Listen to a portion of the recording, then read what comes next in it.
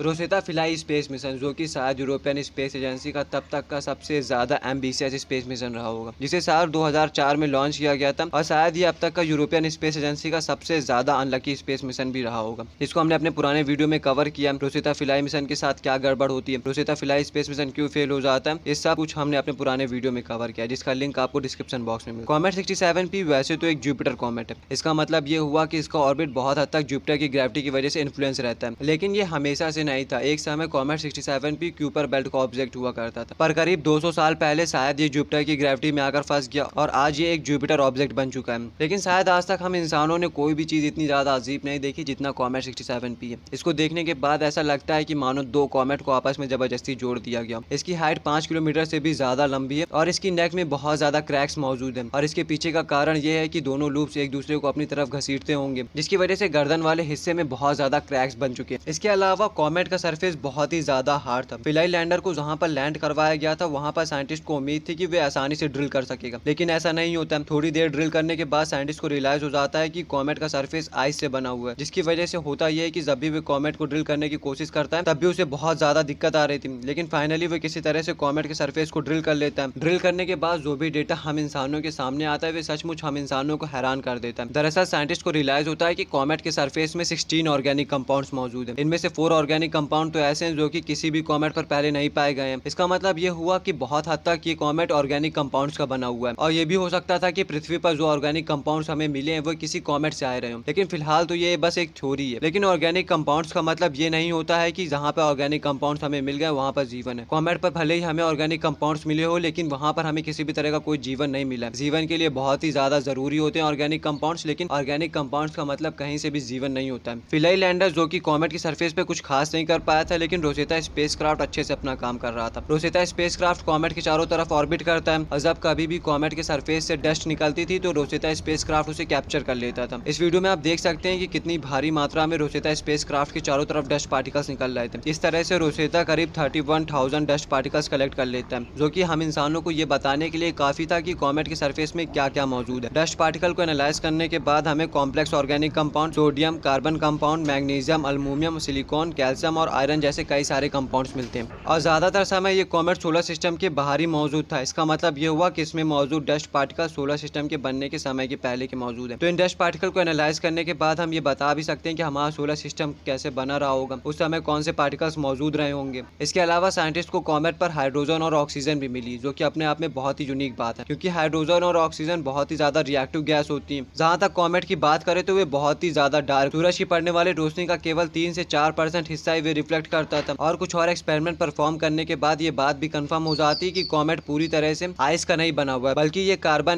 Dust का बना हुआ है, जो कि बहुत ही ज्यादा मात्रा में हीट को एब्जॉर्ब करता है, जिसकी वजह से कॉमेट पर मौजूद पानी बहुत ही ज्यादा तेजी से थ्रस्टर के फॉर्म में बाहर आ रहा था, और जब ये पानी बाहर आता था तो ये सरफेस में मौजूद डस्ट पार्टिकल को भी अपने साथ लाता था, और यही dust particle Rosetta spacecraft capture कर पा रहा था। यूरोपियन स्पेस एजेंसी ये भी चेक करना चाहती थी कि क्या पृथ्वी में मौजूद पानी किसी कॉमेट की मदद से आया था, क्योंकि एक थ्योरी है जिसके मुताबिक पृथ्वी पर आज जितना भी पानी मौजूद है वे कहीं और से नहीं बल्कि कॉमेट से आ जाए। लेकिन कॉमेट पर एक और चीज हैरान कर देने वाली मिलती है, वे ये कि ड्यूटेरियम रेशियो हाइड्रोजन जो कि कॉमेट पर मौजूद था वे पृथ्वी पर मौजूद ड्यूटेरियम रेशियो हाइड्रोजन से बहुत ज्यादा डिफरेंट था। इसका मतलब यह हुआ कि कॉमेट के सरफेस में जो पानी मौजूद था वे पृथ्वी में मौजूद पानी से बहुत ही ज्यादा डिफरेंट था, जिसकी वजह से ये बात भी कंफर्म हो जाती है कि पृथ्वी पर मौजूद पानी किसी कॉमेट से नहीं आया था। रोसेटा फ्लाई स्पेस मिशन में मैग्नेटिक फील्ड डिटेक्टर भी लगे हुए थे, ताकि वे इस बात को पता कर सके कि क्या कॉमेट की अपनी खुद की कोई मैग्नेटिक फील्ड है या नहीं। फिलहाल लैंडर तो इस बात को कंफर्म कर देता है कि कॉमेट की अपनी कोई मैग्नेटिक फील्ड है, लेकिन बाद में रोसेटा स्पेसक्राफ्ट इस बात को कंफर्म कर देता है कि कॉमेट की अपनी खुद की कोई भी मैग्नेटिक फील्ड मौजूद नहीं है, और फिलहाल लैंडर से केवल गलती हुई थी, और इस तरह से हमें यह बात भी पता चल जाती है कि कॉमेट की खुद की कोई भी मैग्नेटिक फील्ड नहीं है। लेकिन अब एक बड़ा सवाल ये उठता है कि रोसेटा स्पेसक्राफ्ट जो कि कॉमेट के चारों तरफ ऑर्बिट कर रहा था उसका क्या होता है। तो दरअसल साइंटिस्ट को इस बात का डर था कि कहीं जब कॉमेट सूरज के करीब से गुजरे तो उस वक्त रोसेटा स्पेसक्राफ्ट सूरज की ग्रेविटी में आकर अपने ऑर्बिट को बदल ना दे, और अगर रोसेटा स्पेसक्राफ्ट अपने ऑर्बिट से भटक गया तो उसको कंट्रोल कर पाना बहुत ही ज्यादा मुश्किल होगा। इसलिए साइंटिस्ट इस बात को फैसला करते हैं कि वे कॉमेट की सरफेस पर रोसेटा स्पेसक्राफ्ट की क्रैश लैंडिंग करवाएंगे, जिसकी वजह से होगा ये कि जब जब रोसेटा स्पेसक्राफ्ट कॉमेट के सरफेस के करीब जाता जाएगा